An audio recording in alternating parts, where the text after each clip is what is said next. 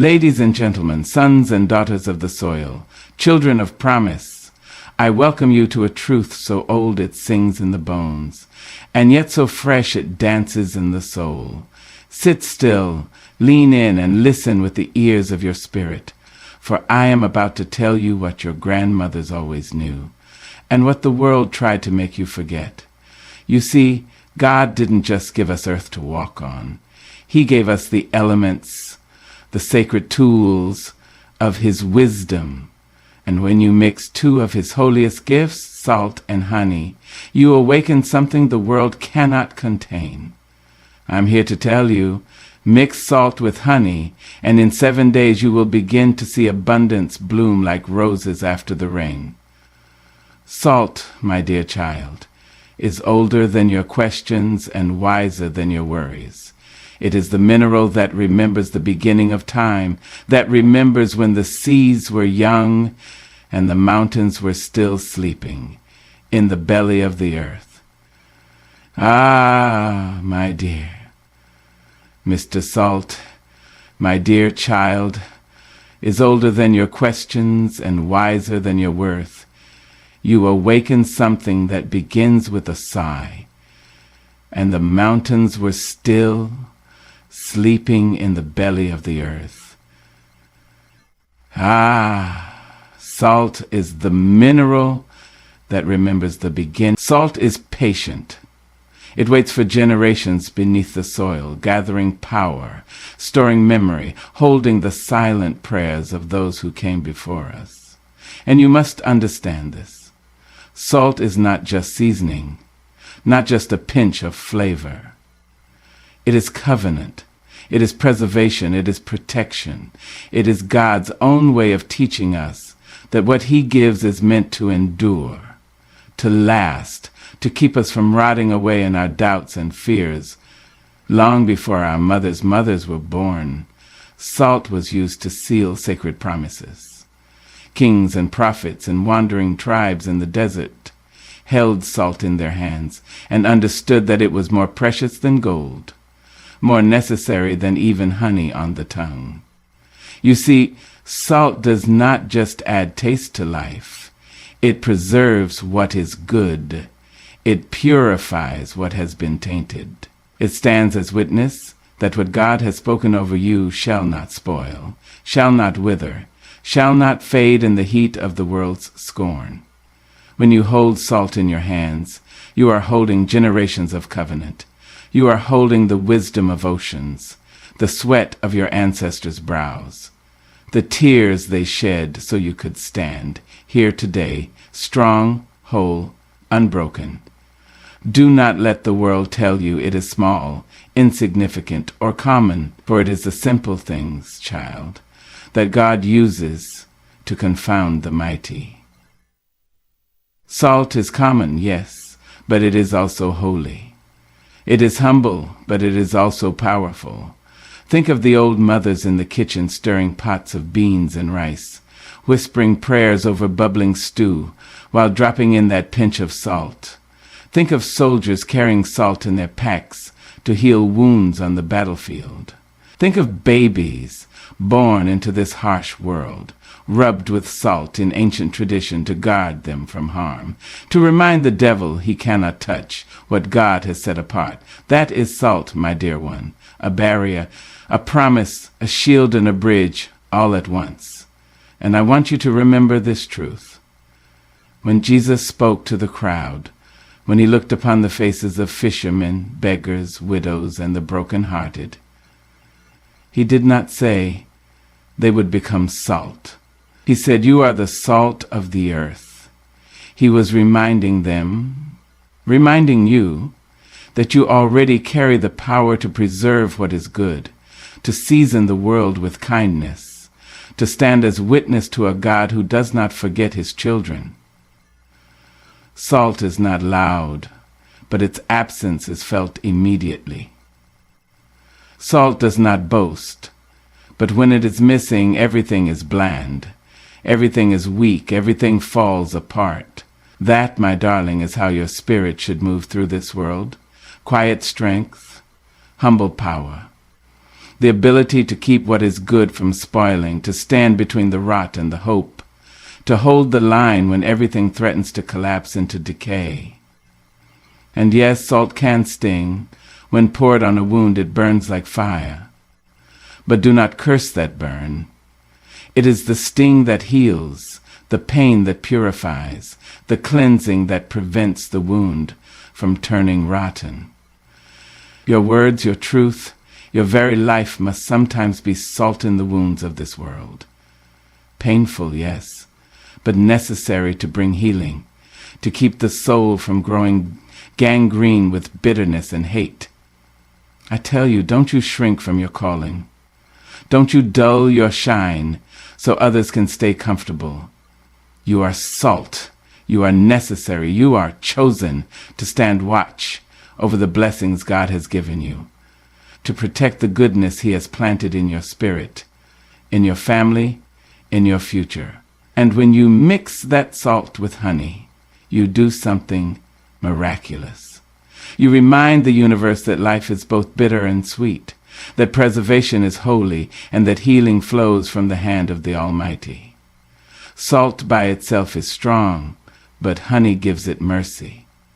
Together, they transform every bitter trial into a sweet testimony. Child, you are not here by accident. You are not here just to watch others feast. You are not here just to watch others feast. You are here to keep the feast from spoiling. You are here to remind the world that what God makes is good, and that it stays good when you guard it with holy salt. So sprinkle a little on your doorstep. Stir a pinch into your prayers. Rub it gently on your heart, where old wounds still ache. Let salt remind you of the covenant you have with the God who loves you too much to let you spoil, too much to let you be trampled underfoot. God is integral. God is integral. To love the world you spoil, too much to let you spoil, too much to let you be trampled underfoot, under pressure of bondage to selflessness, to selflessness, to selflessness, to selflessness, to selflessness, to selfless. You, my dear, are the salt of the earth. Walk proud, walk humble. Walk knowing that in your quiet, in your strength, in your steadfast preservation of all that is holy and good, you carry a power older than the mountains and more enduring than the seas. Let the world taste and see. Let them know you by the flavor of your love, by the preservation of your hope, by the strength of your soul. For salt may be silent, but its presence changes everything. And so do you. Honey, let me tell you something about combining salt with honey, about setting your intention and stirring them together like a sacred potion in the palm of your hand. When you do this, you aren't just performing some ritual you read about. You are declaring with every grain and every drop that you are ready for transformation, that you are ready to let God take your bitterness and make it sweet, your trials and turn them into triumphs, your empty table and lay a feast upon it that will make your enemies hush with astonishment. Day one is where you begin, shaky maybe, unsure perhaps, wondering whether this simple act could change the course of your life. And child, I say to you, that is exactly how faith moves. Not with trumpets and fireworks, but with the quiet courage of a soul whispering, I am ready. That is all God needs. A whisper, a willing heart, the smallest crack in your doubt, so He can let in His light. You take that spoonful of honey, golden and thick like liquid sunshine, and you honor it. You don't rush. You don't dismiss it as superstition or silly nonsense. No, you respect it as a gift, because every sweet thing that comes from the earth is a reminder that God intends for you to know joy, to taste goodness, to smile even after the tears have fallen for years. You mix the salt slowly, feeling it dissolve into that honey, becoming one, becoming whole. And as you stir, you pray, not some complicated prayer with big words you don't understand, but the cry of your own spirit. Lord, make my life new. Lord, preserve what is good. Lord, heal what is broken. Lord, bring sweetness to the bitter corners of my heart. On this first day, you do not need to prove anything. You do not need to fight the world or justify your need. You only need to show up and let God see you. God sees you as you are. God sees you when you are sick. God sees you when you are aching. God sees you when you are destitute. God sees you when you are disappointed. God sees you when you are destitute. God sees you when you are sick. God sees you when you are destitute. God sees you when you are disappointed. God sees you when you are sick. God sees you. You only need to place your hands on what He has given you and say, yes, I am willing. That is enough. You rub that mixture on your wrists because your hands carry your story into the world. They hold your children. They sweep your floor. They work your fields. They lift in praise when you feel the Holy Spirit rising in your bones. You put a dab on your doorpost because your home is your sanctuary, and every door you walk through should be blessed, guarded, and claimed in the name of divine abundance. You let the smell rise and fill your home so that every evil spirit lurking in the shadows will flee, knowing you are covered in the promises of God. On this first day, you begin to notice something. Maybe it's small. The tension in your chest loosens just a little. Maybe you hear laughter where there was only silence before. Maybe the sun seems brighter, or the song of the morning bird a little sweeter. Child, do not dismiss these signs. God speaks in whispers first, testing your heart to see if you will listen, if you will notice, if you will say, thank you for the small before He gives you the large. And I want you to know, our ancestors, the ones who walked barefoot on blistering earth and still praised God with cracked lips, that their prayers were not in vain, because you are here continuing the journey, carrying the torch, lifting your hands and declaring victory before it comes. This is the beginning, and beginnings are holy. They may be messy, they may be small, they may feel foolish, but they are holy because they carry the seed of what is yet to come. Do not despise the seed, beloved. Do not spit on the soil because the fruit has not yet grown. Plant it with faith. Water it with gratitude. Let the salt and honey mixture be your first watering, the first kiss of the morning rain that coaxes green from dry ground. Some will laugh at you. Some will tell you you're wasting your time. Let them laugh. Let them chatter. Their words are wind, but your prayers are thunder. Let your spirit boom louder than their doubts. Let your faith stand taller than their disbelief. And remember this too. On this first day, you do not need to feel powerful. You do not need to feel holy. You do not need to feel worthy. God has never waited on your feelings to pour out His blessings. He only waits on your willingness. So come as you are, tired, uncertain, scarred, hopeful, trembling, strong. Bring your whole self to the honey and soul. God will do the rest. So lift your head, child. Look to the heavens and say thank you for this day, this chance, this breath in your lungs that is proof you still have a destiny to fulfill. You have begun. That is enough. That is holy. That is the first day of the rest of your abundance. Stand still in your kitchen or at your bedside, wherever you make this prayer, and listen. Somewhere in the hush of your heart, you will hear the ancestors singing. You will hear angels whispering. You will hear God himself saying, "It is good." And that is how you begin. That is how you stir the salt and honey and unlock the door to a life you have only dreamed about. Start here. Start now. Start with trembling hands if you must. But start.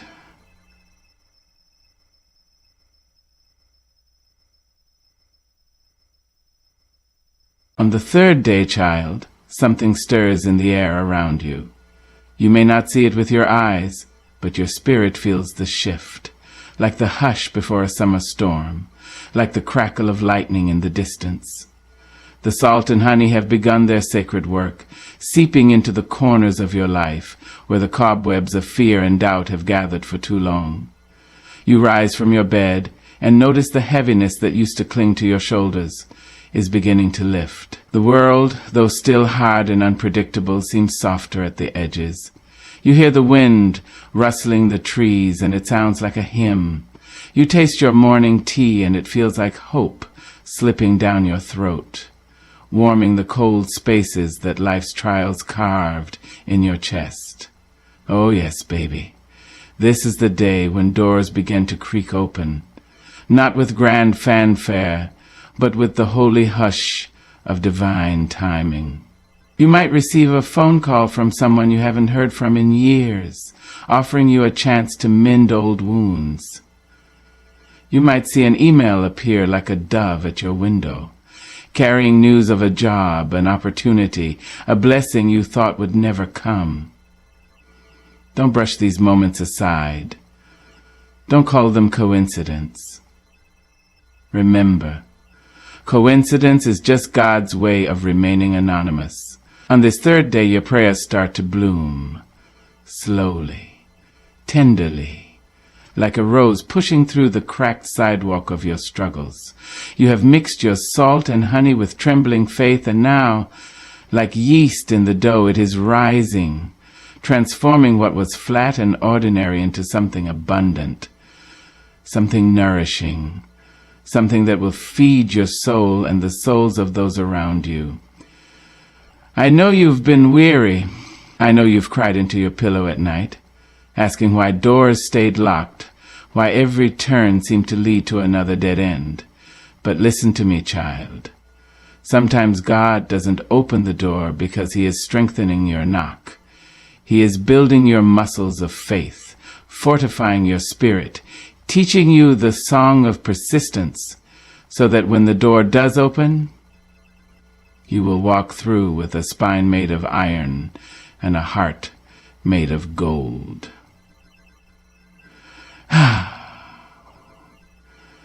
Yes. Yes,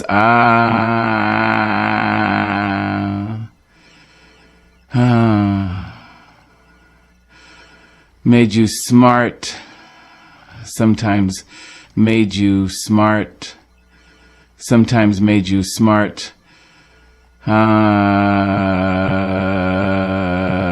forbearing you. You see, on this third day, something deeper than chance is at work. Heaven has been watching your small acts of devotion. The angels have been leaning over the balcony of eternity, whispering, "Look at her. Look at him, still believing, still hoping, still mixing salt and honey when the world calls it foolish." And the heavens cannot resist a faithful soul. It is here, in the quiet of this third day, that you must stand guard over your mind. Doubt will creep in like a thief, whispering, "This is nonsense, nothing is changing, you are still stuck, still broke, still broken." But you look that lie square in the face and say, "I have planted my seed. I have stirred my mixture. I have spoken to my God, and I will not waver." Some days the evidence of blessing does not come as fireworks in the sky, but as a small breeze that cools your fevered brow. That is how the third day works. It is subtle. It is delicate. It is the hand of God brushing against your cheek, saying, I am here, I am working. Trust the process. This is the day to keep your eyes wide, your heart open, your spirit anchored in gratitude.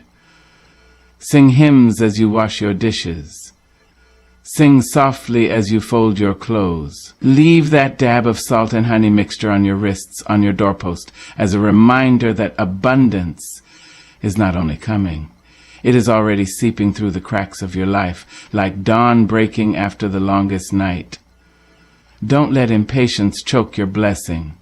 Don't dig up the seed because you cannot yet see the shoot. Everything grows beneath the surface first, in the hidden dark, where God molds and shapes the miracle, so it will be strong enough to bear the weight of your destiny. I want you to remember, child, that the third day is sacred. It is the day of resurrection, the day when hope rises from the grave of doubt, the day when what was dead in you begins to breathe again.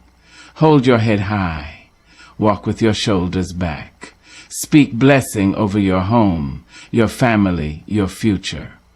Proclaim abundance even if your pockets are empty, because faith is not about what you see. It is about what you know in your bones, even when the world calls you foolish. Of all, be grateful. Thank God for the small signs, the subtle shifts, the quiet miracles. Gratitude is the magnet for blessings. A thankful heart is the soil where abundance takes root and blossoms into a harvest so great you will not have room enough to store it. So, on this third day, keep stirring your salt and honey. Keep praying. Keep watching. The door is opening. The blessing is coming. And when it arrives, you will look back and remember this day. The day you chose to believe in the soft, steady whisper of God, rather than the loud, hollow voices of your fear. Child, the third day is not the end. It is only the beginning. Keep walking. Keep hoping. Keep praising. Your abundance is nearer than you think. On the fourth day, something powerful begins to happen. Something the enemy fears more than all your prayers whispered in trembling, and all your tears shed in secret. On this day, child, your enemies begin to scatter. They feel the shift in the atmosphere, even if they don't understand it, even if they can't put words to it. They sense that the salt you've sprinkled and the honey you've mixed has summoned the armies of heaven to your side, and the darkness that thought it had claimed you forever begins to tremble at the sound of your rising spirit. You see, there are forces that have lingered in the corners of your life, hidden in the shadows of your past, waiting for moments of weakness to whisper poison into your ear. They have tried to convince you that you were small, that you were broken, that you were forgotten and undeserving of abundance. But on the fourth day, child, the light of God grows so bright in your life that those forces cannot stand the heat. The old curses begin to crack. The generational chains begin to loosen. The spirits that fed off your doubt and confusion begin to scatter like roaches fleeing a sudden light. Do not be surprised if you feel some resistance on this day. The fourth day is the battlefield, the turning point, the place where your spiritual enemies try one last time to hold you in place because they know their grip is slipping. You might feel a sudden wave of fear wash over you, or old memories might surface, taunting you, mocking the progress you have made. Stand tall, baby. Square your shoulders. Look those ghosts straight in the eye and say, I am no longer yours. God has declared me free, and I will not bow to you again. And remember this too, God did not bring you this far to leave you trembling and defenseless. The same God who parted the Red Sea, who shut the mouths of lions, who walked through fire with Shadrach, Meshach, and Abednego, is walking with you now. When you mix that salt with honey, you were not just performing a ritual. You were inviting the power of heaven to dwell in your home, in your body, in your very breath. That power is not fragile. It does not waver in the face of evil. It burns like a holy flame that nothing can extinguish. You might feel the battle raging around you, but don't you dare lay down your weapon of faith. Don't you dare stop praying, stop believing, stop stirring that sacred mixture each day. Because, child, the enemy only fights when he knows he is losing. The pressure you feel, the chaos you sense in the air, it is not proof that your prayer isn't working. It is proof that your prayer is shattering chains in the spirit realm. On this fourth day, walk through your home with your head held high. Touch every doorframe, every window, every wall, and say, "This place is blessed. No evil shall enter. No harm shall befall my family. Every plan of the enemy is broken. Every curse is canceled. Every shadow is cast out by the light of God's glory." Let your voice ring through your rooms like a bell that calls angels to attention. Let your hands do terror. If you feel fear rise, remind yourself that fear is a liar. It is the weapon of your enemy. But you have been given weapons of your own. The salt that preserves, the honey that heals, the word of God that never returns void. Use them boldly. Do not wait for permission to declare your freedom. You are a child of the Most High God, and your inheritance is victory, peace, and abundance. This day is the day when old patterns begin to break. The toxic people who drained your energy and fed off your kindness begin to back away. The burdens that weighed heavy on your back begin to lift.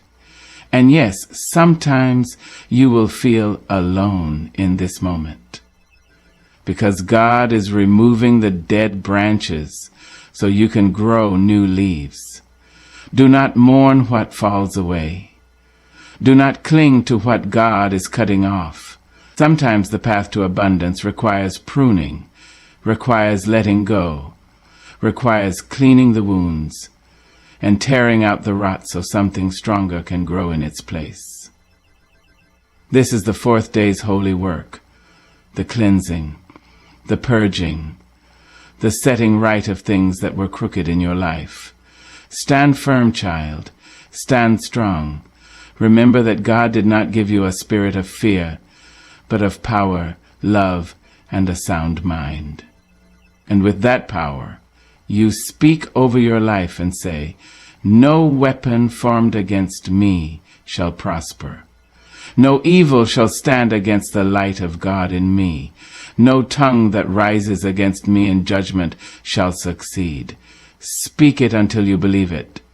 Speak it until the walls echo with your confidence. Speak it until the enemy flees.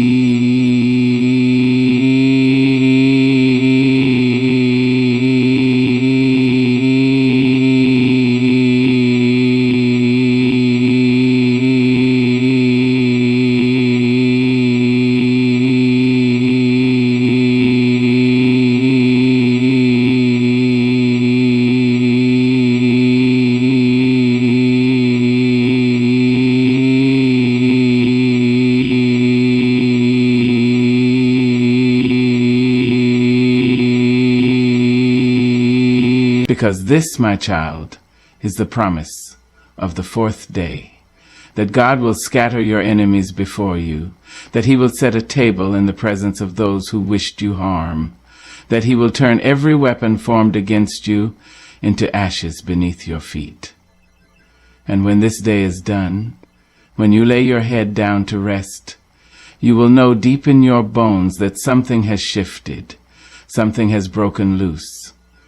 Something dark has been driven from your life forever. Hold fast.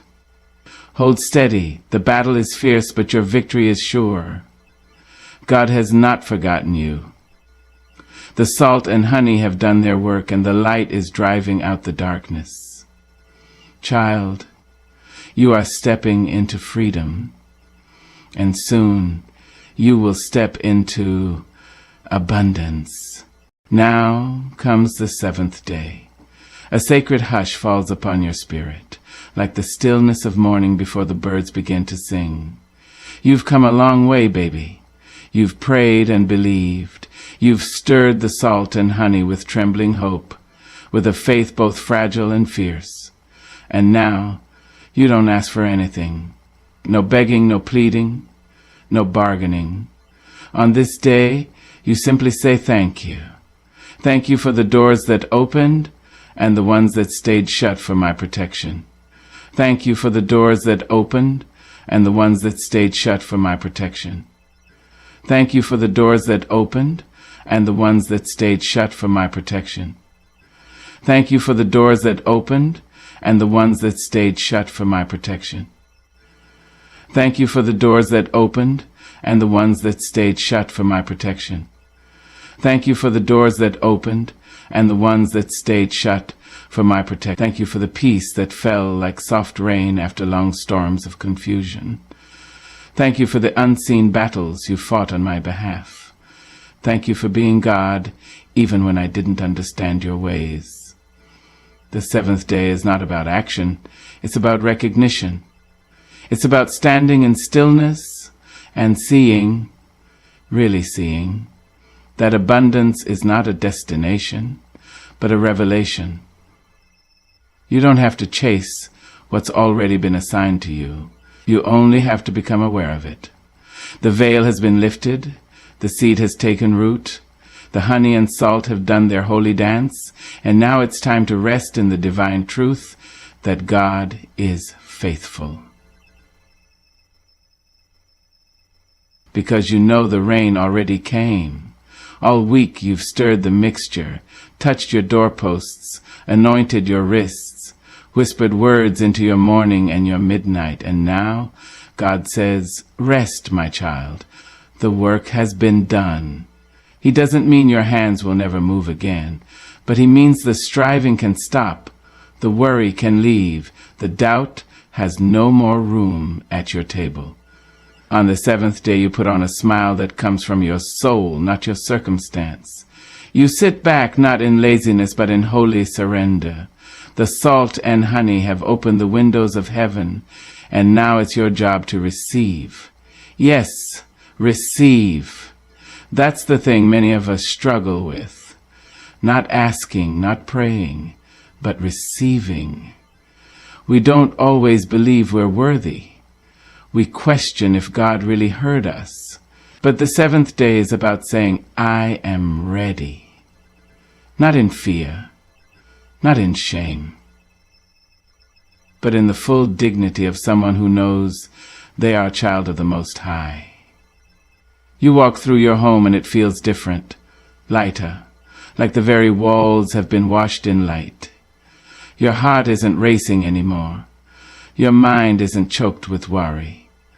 There is a steady calm, a warmth, a joy that doesn't come from the outside in, but from the inside out. And that, beloved, is what abundance really looks like. It's not the car or the title or the applause. It's that still, sweet place in the center of your soul where you and God sit together and just be. Now, you may not have seen the floodgates burst open with riches and rewards, but don't be deceived. The seventh day is when the shift becomes permanent, because for the rest of your life, you'll no more be deceived than you would be permanent. It is when the favor starts following you, not because you're striving for it, but because it recognizes you as a vessel it must flow through. Some things that seemed impossible on day one now seem inevitable. Some relationships that were broken begin to mend without force or control. Some opportunities begin to find you, as if heaven whispered your name in rooms you've never entered. That's what happens when you align with the divine. That's what happens when you mix salt with honey and dare to believe for 7 days straight. Let your home be quiet on this day. Light a candle. Play a hymn.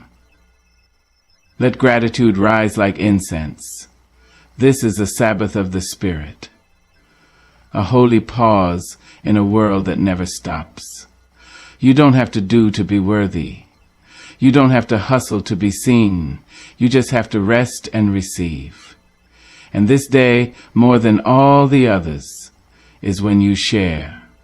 Yes, baby, you share. Because God doesn't give for you to hoard. He gives so the blessing flows through you to others. You take a drop of that honey and a grain of that salt, and you pass it on to your neighbor, your sister, your child, your brother, the stranger you meet on the path. You tell them, here, taste and see, the Lord is good. You become the evidence of abundance. You become the miracle, and not by performing or pretending, but by living in the overflow of grace. This is the day you remind yourself, I am whole, I am loved, I am enough. You remind yourself that abundance is not just what you hold in your hand, but what you hold in your heart. It's the peace that doesn't make sense. It's the laughter that returns after years of silence. It's the knowing that even when storms come, you now have shelter that cannot be shaken. So sit, smile, breathe, and say thank you. Thank you for the salt that preserved me. Thank you for the honey that healed me. Thank you for the God who never left me. Thank you for the abundance I now carry. And baby, when they ask you what changed, don't just tell them you prayed. Tell them you believed. Tell them you mixed salt with honey. Tell them you gave God 7 days, and He gave you back a life transformed.